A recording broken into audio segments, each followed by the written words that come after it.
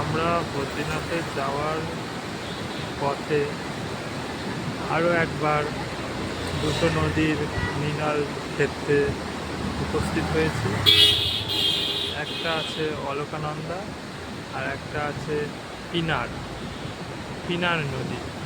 এই দুটো নদীর যে সংযোগস্থল সেইটাকে আমাদেরকে দেখাবো, দেখতে থাকো।